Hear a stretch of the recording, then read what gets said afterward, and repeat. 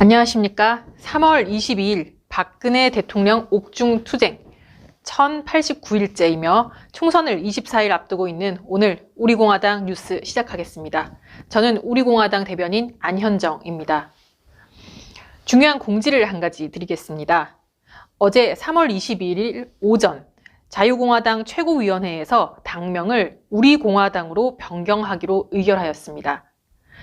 오늘 오후 12시 40분에 기자들에게도 이 같은 사실이 모두 전달되었습니다. 이에 우리공화당은 오늘부터 우리공화당으로 당명을 사용하시면 됩니다. 이번 주에 있었던 주요 안건 및 몇 가지 추려서 전해드리도록 하겠습니다. 3월 16일 오전 10시에는 우리공화당 통합연석회의가 있었으며 3월 18일에는 이 태극기 구국투쟁 긴급 기자회견이, 21일에는 태극기 집회를 대신한 제176차 이 태극기 구국투쟁 기자회견이 있었습니다. 먼저 3월 21일 광화문 광장 앞 세종로 사거리에서 오후 1시에 있었던 태극기의 깃발 아래 우리공화당과 함께 대한민국을 지켜냅시다 라는 주제로 개최한 제176차 이 태극기 구국투쟁 기자회견 내용입니다. 이날 기자회견은 대한민국 국민을 마스크로 줄 세운 문재인 좌파 독재 정권 심판하자는 플랜카드를 앞에 하고 있었습니다. 이날 기자회견은 우리공화당이 광화문 광장, 세종로 사거리에 정식 신고를 하고 개최한 기자회견이었음에도 불구하고 시작도 하기 전에 세월호 막사에 있던 관계자가 우리공화당 대표와 기자회견단에게 욕을 하고 시비를 걸며 방해를 하는 일이 생겼습니다. 자신만 옳고 타인의 의견과 가치는 존중하지 않는 이런 태도와 자세, 전체주의, 민족주의, 파시즘, 극우의 대표적인 전형입니다. 이들은 이렇게 매번 극우의 전형으로 행동하면서 지금도 우리 애국지사들을 극우로 프레임을 씌우는 행동을 하고 있습니다. 국민 여러분은 이러한 점을 간과하지 마시고 반드시 사의로 총선에서 이들을 심판하여야 할 것입니다. 기자회견 내용 전달드리겠습니다. 우리공화당 조원진 대표가 기자회견의 말문을 열었습니다. 먼저 중국 폐렴에 대한 문재인 정권의 태도를 꾸짖고 염려를 표했습니다. 문재인 정권은 건국 이래 최악의 정권이다. 가장 무능하고 악질적인 반대한민국적 정부이다. 그는 대한민국 국민과 전문 의사들을 무시했다. 중국 출입을 금하라고 그렇게 외쳤는데도 불구하고 아직도 그대로이다. 현재 그의 태만한 행동으로 100명이 넘는 분이 목숨을 잃었다. 홍콩과 대만은 일찍이 중국의 문을 닫아 폐렴의 피해가 거의 없다. 신천지와 대구 핑계를 대더니 이제는 이탈리아와 비교한다. 국민들이 목숨을 잃고 사경을 헤매는데 이탈리아가 확진자가, 사망자가 더 많다고 지금 정부가 잘하는 것이 되는 것인가? 국민을 사지로 내몰고 나라가 망하는데도 사과 한마디 하지 않는다. 문재인, 강경화, 추미애, 박능호는 이 사태를 만든 이 모든 이들은 광화문 광장에서 꿇어앉아 국민들에게 사과하고 속죄해야 한다고 했습니다. 그리고 우리 대한민국 체제는 이 체제 자체가 정의이다. 국민들은 대한민국 체제를 부정하고 인정하지 않는 문재인을 당당하게 끌어내야 한다. 그것이 대한민국을 사는 역사적 사명이라 호소했습니다. 이어서 천만인 무죄석방운동 대표이며 전 기무사령관 허평환 장군님이 발언을 이었습니다. 우리는 이 정권이 시작하기 전부터 촛불로 나라를 집권하면 경제가 망하고 나라가 망할 수 있다고 국민 여러분들께 호소를 하였습니다. 문재인 정권이 집권하면 줄 서서 배급하는 사회가 올 것이라 예측하고 주장도 했다. 문재인 정권은 중국 폐렴이 들어오니 얼씨구나 잘 됐다며 서울역 광장, 광화문 광장, 청계 광장을 문재인 타도 집회를 못하게 막는 것부터 먼저 했다. 서울 시내 버스를 타 보셨는지 지금 진정 국민과 시민을 생각하는 시장이라면 박원순 시장은 서민들이 애용하는 대중교통 내에 어떻게 하면 중국 폐렴을 예방할 수 있는지 예방수칙을 안내방송하는 것이 우선이 되어야 한다. 그런데 서울시장 박원순은 서울역 광장, 청계광장, 광화문 광장에 집회를 할 수 없다라는 고지만 하고 있다.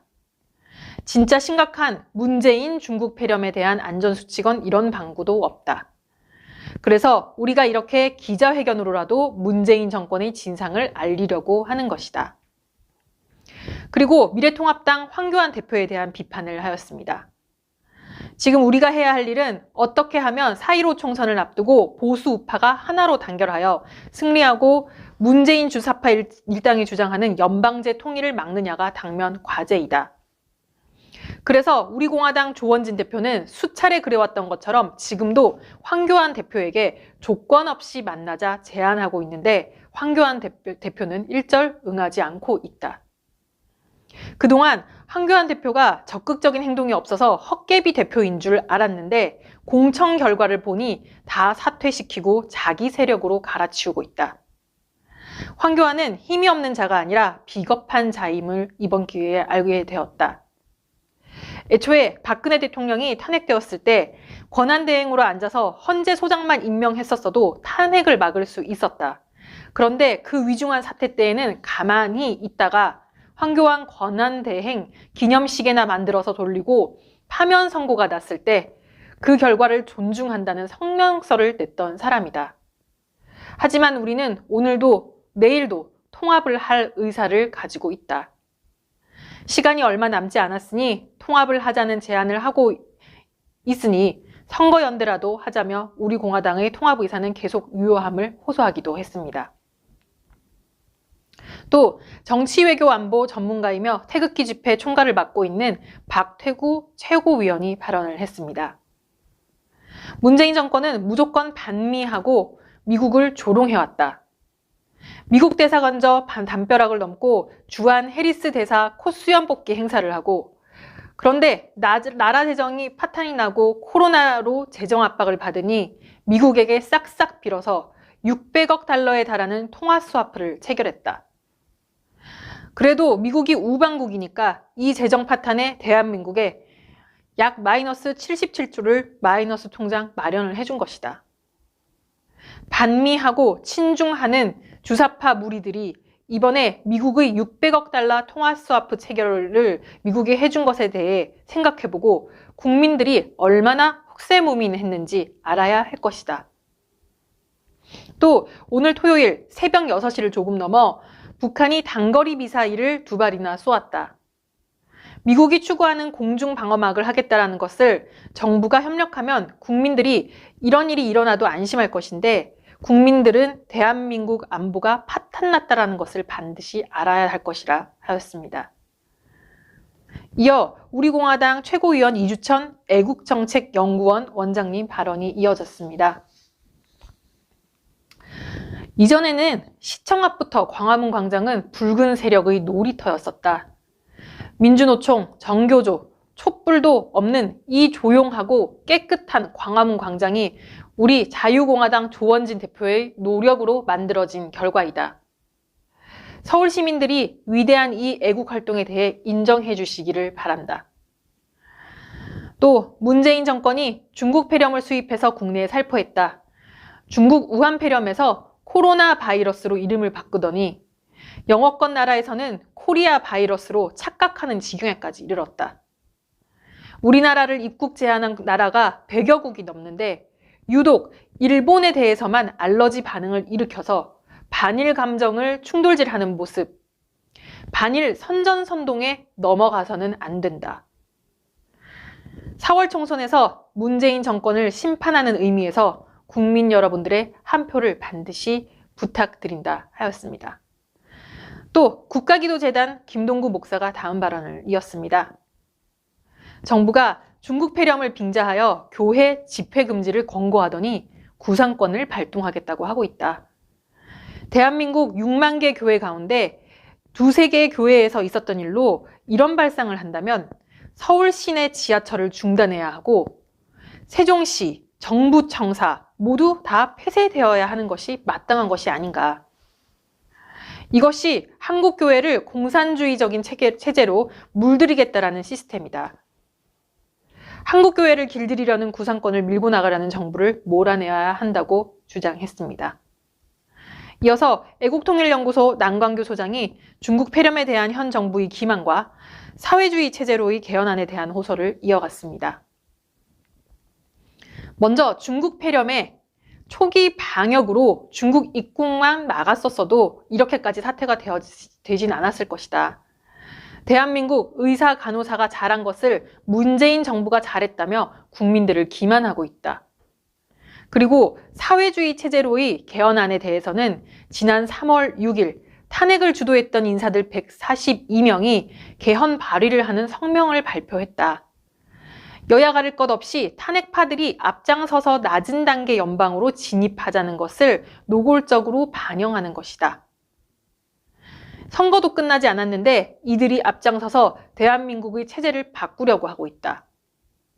국민들이 자칫 잘못하면 이번 총선이 자유민주주의 체제로 이르는 마지막 선거가 될 수도 있다는 것을 반드시 직시해 주시기를 호소한다고 하였습니다. 그리고 우리 공화당의 기획홍보팀장인 최지민 당원 동지가 다음 발언을 이었습니다. 며칠 전 중국 폐렴으로 엄마 나 아파 하고 17살 소년이 죽었습니다. 중국 폐렴 앞에서는 가는 데에도 순서가 없었습니다. 나이 든 사람, 아픈 사람만 죽는 것도 아니고 중국 폐렴 앞에서는 만인이 평등하였습니다. 그런데 문재인과 그의 후수아들은 국민을 마스크 앞에서 줄을 세우고 있는 현실이 개탄스럽습니다.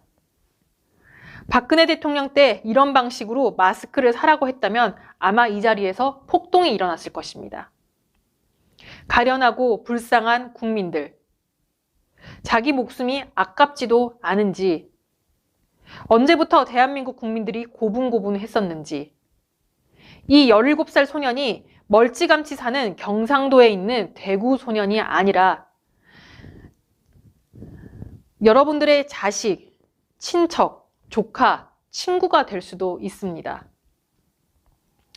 생존을 위해 불안하게 사는 국민 여러분의 힘만이 대한민국을 침몰하는 코로나 크루즈에서 끌어내릴 수 있습니다.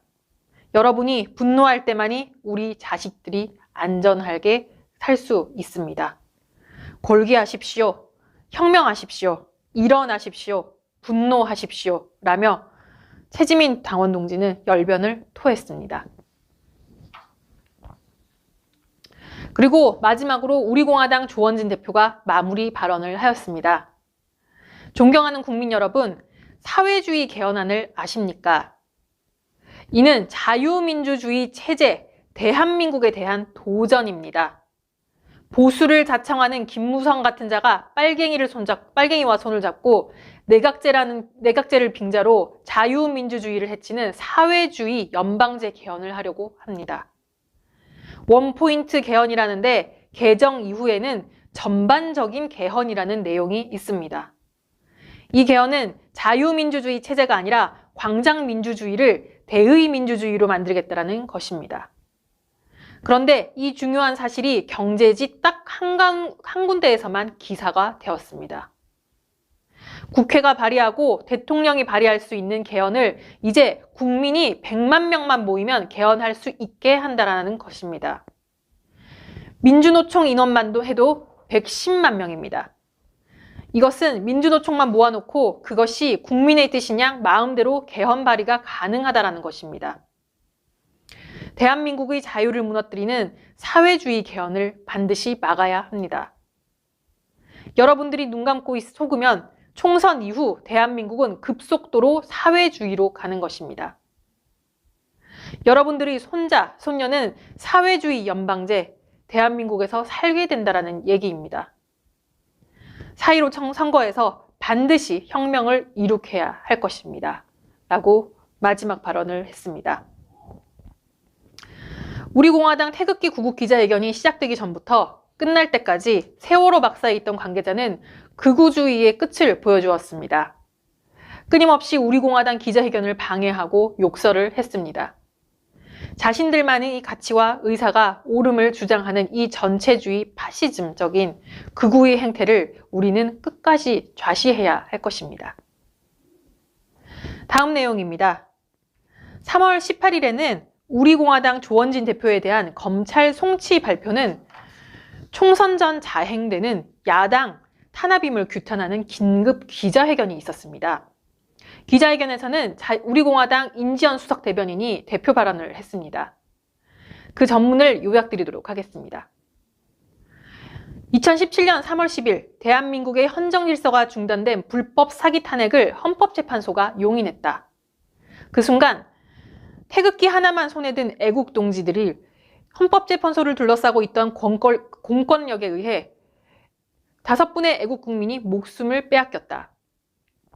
우리공화당은 아무도 기억해주지 않는 애국 열사의 죽음의 진상규명을 위해 2019년 5월 10일 좌파 세력이 장악한 광화문 광장에 태극기를 꽂고 대한애국당, 우리공화당의 이름으로 공정하고 정당한 방법으로 천막 당사 투쟁을 시작했다. 그런데 반인권, 반민족, 박원순 시장과 그에 부역하는 서울지방경찰청 경찰들은 자유와 권리에 따라 정상적인 정당 활동을 하는 우리공화당에 대해 2019년 6월 25일 박원순 시장은 용역 깡패 500명 이상과 수천 명의 경찰의 호의를 받으며 여러분과 같은 국민, 애국 시민을 깔아뭉개어 애국 열사가 갈비뼈 4개가 나가고 실명 위기에 처하는 등 대한민국 국민을 무자비하게 다치게 하는 사건이 생겼다. 헌법적 권리와 자유하에 자유로운 정당 활동을 한 우리공화당은 억울한 피해자이다. 그런데 경찰은 국민의 편이 아니라 반인권, 반민주적인 박원순과 서울시 공무원에 대해서는 불기소 성취했다. 공권력이 권력의 사냥개가 되었다. 우리공화당은 세월호를 정치적으로 이용하는 자들로 얼룩진 광화문 광장을 자유우파 국민들에게 돌려드리기 위해서 매일 인내와 끈기로, 용기로 광화문 광장을 태극기 애국 광장으로 변모시켜 놓았다. 국민의 이름으로 국민을 반드시 심판해서 대한민국 경찰을 진짜 경찰로 바꾸겠다. 이렇게 발언하며 조원진 대표에 대한 검찰 송치 발표를 규탄하였습니다. 다음은 3월 19일에 있었던 죄송합니다. 날짜가 조금 오류가 있었던 것 같습니다. 3월 16일입니다. 3월 16일에 있었던 통합연석회의 내용입니다. 우리공화당 조원진 대표가 4가지 주요 메시지를 회의에서 냈습니다. 첫 번째로는 미래통합당이 강력하게 좌파와 싸우는 우리공화당을 외면하고 있는데 이에 따른 총선 결과는 불보듯 뻔하다. 미래통합당과 황교안 대표는 비판받지 않을 수가 없다.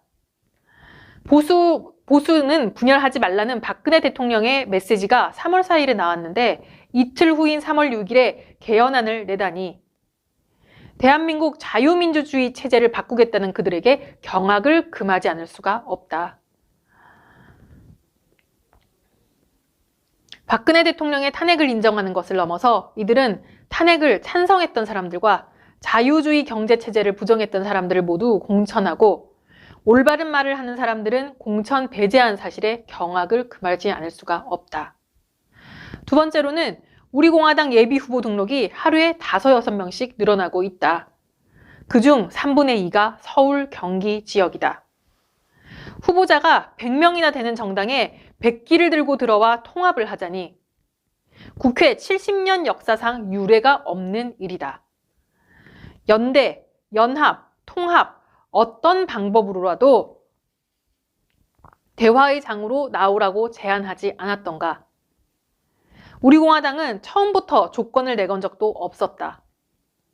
우리공화당이 미래통합당에게 조건을 내걸고 통합하자고 말하는 거짓 유튜버들을 모두 고발 조치할 것이다. 세 번째, 자회주의 개헌 음모, 막가파식 공천, 거짓 촛불 세력에 동조하고 문재인 촛불에 감동한 사람들만 미래통합당은 공천을 하고 있다. 김형호의 사태는 4년 전 도장을 갖고 나르샤한 김무성을 보는 것 같다. 안동에서 공천한 김형동은 문바로 유명한 사람이다. 이런 사람들을 공천하는 미래통합당을 보면 박 대통령의 메시지를 얼마나 무시하고 있는 것인지를 잘 알 수가 있다. 우리는 자유민주주의에 맞는 공천으로 반드시 승리할 것이다. 그리고 네 번째로는 특정 종교와 대구, 경북의 중국 폐렴을 떠넘기기 하려고 하고 있다. 이탈리아와 비교해서 자화자찬하기에만 급급하다. 미국, 프랑스가 식당 문을 다 닫고 있고 한 달 전 우리나라와 상황과 비슷한 상황을 겪고 있는데 이들의 대처는 우리와 사뭇 다르다. 선거가 다가오자 문재인은 중국 폐렴이 소강 상태에 접어드는 듯 말하고 있다. 비상 대응을 잘했다고 자화자찬만 하고 있다. 모두 문재인 정권의 책임이다. 세계 경제가 무너졌고 자영업자들은 눈물을 흘리고 있다. 우리 공화당은 이들에게 도무지 고개를 들 수가 없다. 함께 아픔을 반드시 나누도록 하겠다. 마스크를 구하고자 줄을 서는 국민들을 볼 수가 없다는 이야기를 하며 조원진 대표가 목이 메어하며 울먹이기도 했습니다. 그리고 조원진 대표는 미래통합당에 다음과 같은 경고를 덧붙였습니다. 미래통합당 인사가 개인적으로 우리에게 전화를 해서 우리공화당 후보를 조정해달라. 지역구에서 후보를 빼달라는 전화를 하고 있다. 또다시 그런 전화를 한다면 누가 전화를 했는지를 반드시 공개하도록 하겠다. 미래통합당이 뒤에서는 이렇게 비굴하게 굴고 있으면서 앞에서는 우리가 분열을 한다는 둥 거만하게 굴고 있다. 하지만 우리 공화당은 기다리고 인내할 것이다. 그리고 우리는 후보 중 누구도 교체하지 않을 것이다. 라며 회의의 메시지를 마무리하였습니다. 그리고 허평한 최고위원이 발언을 이었습니다.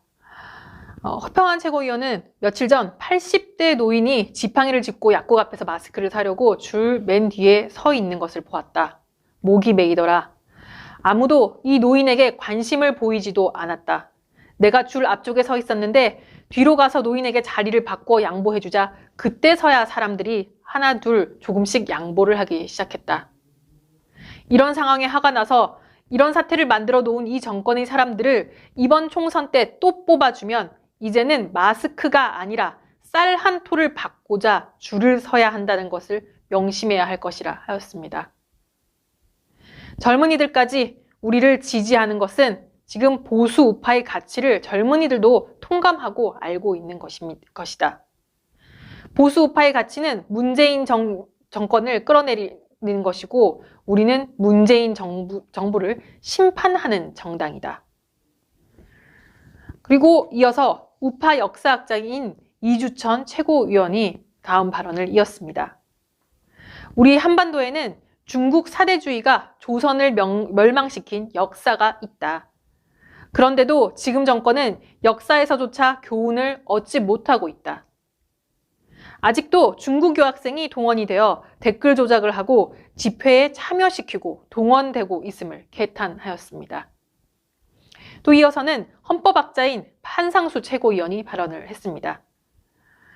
최강욱 공직비서관이 사임한 사실을 놓고 검찰의 수사 칼날이 최강욱 공직비서관이 사임한 사실은 검찰의 수사 칼날이 대통령을 겨누고 있음을 이야기하는 것이다.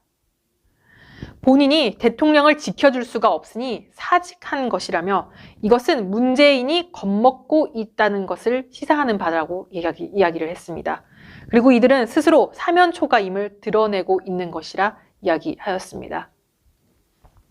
또 이어서 박태우 상근 최고위원은 문재인은 베트남이 공산화되는 것을 보고 희열을 느꼈다고 한 적이 있다. 그때 우리 군인이 500명 이상이나 사망을 했다. 이념을 갖지 않은 국민들은 이런 것을 모른다. 이제는 체제전쟁이고 이념전쟁이다. 미래통합당 공천은 친박을 학살하고 강남 병과 같은 보수 지역에서도 좌파 인사를 공천하는 부끄러운 공천을 해냈다. 강남 지역민들도 반발하지 않았었나. 미래통합당 공천은 정의감을 상실해버렸다. 내각제 개헌을 하는데 개연성을 만들려고 이런 공천을 하면서 가짜 보수를 연기하고 있다며 현 상황을 매우 걱정하였습니다. 또 이어 한근영 청년 최고위원은 대한민국과 정부, 총선에 대한 현실에 진실은 쓴 약이지만 필요하다며 짧고 굵은 한마디로 마무리하였습니다. 이상 지난 한 주 우리공화당 주요 메시지를 전달드렸습니다. 총선이 이제 앞으로 24일 남았습니다. 지금 문재인 정권은 국민들 몰래 보수를 가장한 거대 야당과 야합하여 자유민주주의 체제의 대한민국을 헌법을 개정하여 낮은 단계인 연방제로 전환하여 공산주의, 사회주의 체제로 전환을 하려고 하고 있습니다. 오늘은 어제 이 태극기 구국투쟁 기자회견에서 최지민 동지가 외쳤던 이 말이 절실할 때입니다. 권리하십시오. 혁명하십시오. 일어나십시오. 분노하십시오. 애국동지 여러분, 반드시 이번 4.15 총선으로 우리공화당과 함께 자유민주주의 대한민국을 수호합시다. 감사합니다.